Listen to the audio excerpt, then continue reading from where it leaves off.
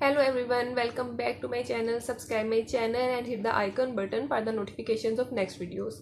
So today's topic is causes of miscarriages and its signs and symptoms. बहुत से causes हैं miscarriage के जो कि अननोन हैं, लेकिन कुछ कॉजेज़ हैं जिसे हम स्टेप बाय स्टेप डिस्कस करेंगे. So the first and the main cause is genetic disorder. अगर आपका एग और स्पर्म लो क्वालिटी का है तो उसकी फर्टिलाइजेशन के बाद जो प्रेगनेंसी होगी वो प्रेगनेंसी कुदरती तौर पे आगे नहीं बढ़ पाती है और मिसकैरेज हो जाता है. The second cause is implantation. अगर आपके एग की इम्प्लांटेशन प्रॉपर जगह पर नहीं हुई है, बच्चादानी में होने की बजाय ट्यूब में हो गई है या फिर ओवरीज में हो गई है, तो ऐसे केसेस में भी मिसकैरेज के चांसेस बढ़ जाते हैं. लाइक इन एक्टोपिक प्रेगनेंसी पे मेरी डिटेल में वीडियो है, मैं उसका लिंक डिस्क्रिप्शन बॉक्स में दे दूँगी, आप वहाँ से उसे चेक कर सकते हैं.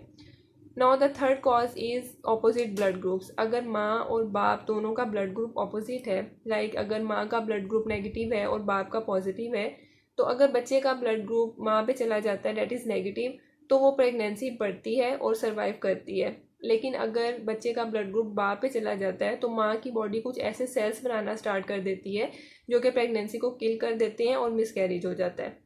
Then the fourth cause is अगर आपको कोई भी क्रॉनिक इलनेस है, कोई ऐसी बीमारी है जो काफ़ी अरसे से चल रही है, लाइक कोई थायराइड का मसला है, डायबिटीज़ या हाइपरटेंशन या ब्लड प्रेशर का प्रॉब्लम है, तो ऐसी बीमारियां भी आपके बच्चे की ग्रोथ पे इफ़ेक्ट करती हैं और मिसकैरेज के चांसेस को बढ़ा देती हैं. The next cause is infection.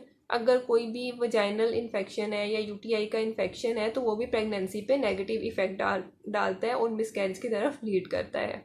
इसके अलावा अगर आपने कोई एहतियात नहीं की है, कोई एक्सीडेंट हुआ है या फिर आपने हैवी वेट उठाया है, कुछ ऐसी मेडिसिन यूज़ की हैं डॉक्टर की रिकमेंडेशन के बगैर, लाइक डिप्रेशन, स्ट्रेस वगैरह की, तो वो मेडिसिन भी बेबी की ग्रोथ पे इफ़ेक्ट करती हैं और मिसकैरेज की एक रीज़न बनती हैं.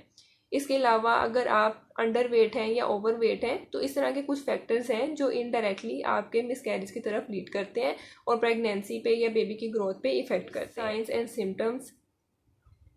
अगर आपने कंसीव किया है तो कुछ ऐसे साइन एंड सिम्टम्स हैं जो शो करते हैं कि मिसकैरेज के चांसेस बढ़ सकते हैं. लाइक आपको मिसकैरेज से पहले बैक में पेन होगी काफ़ी शदीद, और इसके अलावा आपके पेट में दर्द स्टार्ट होगी, ख़ास तौर पे पेट के निचले हिस्से में, और मरोड़ उठेंगे और आपको खिंचाव महसूस होगा. ये जो पेन होगी ये आपके पीरियड्स के पेन से काफ़ी ज़्यादा होती है. इसके अलावा आपको दाग लग सकते हैं और आपको हैवी ब्लीडिंग भी हो सकती है. हैवी ब्लीडिंग में खून के लोथड़े आते हैं, और ऐसे अगर आपको कोई भी साइन और सिम्टम शो होते हैं आपकी अर्ली प्रेगनेंसी में तो आपको फ़ौरन डॉक्टर को विजिट करना चाहिए और वेट नहीं करना चाहिए. ये तो कुछ साइन और सिम्टम्स हो गए जो लेडीज़ को शो होते हैं मिसकैरेज के. लेकिन कुछ लेडीज़ ऐसी होती है कि उन्हें कोई भी साइन और सिम्टम शो नहीं होते हैं. जब वो डॉक्टर के पास अपने नॉर्मल विजिट के लिए जाती हैं और उनका अल्ट्रासाउंड किया जाता है तो वहाँ उन्हें पता चलता है कि उनके बेबी की ग्रोथ नहीं हो रही है, उसकी हार्ट बीट नहीं है और उनके बेबी की डेथ हो चुकी है. तो ऐसे केसेस में फिर फर्दर प्रोसीजर्स किए जाते हैं वॉश करने के लिए, बेबी को क्लीन करने के लिए लेडी का अंदर से सारा सिस्टम. तो ये प्रोसीजर्स होते हैं या ट्रीटमेंट होता है. और फिर मिसकैरेज के बाद आप कब दोबारा आपको पीरियड्स नॉर्मल आते हैं या फिर आप कब प्रेगनेंसी दोबारा कर सकते हैं, इस सब के बारे में अब मैं अपनी नेक्स्ट वीडियो में डिस्कस करूँगी.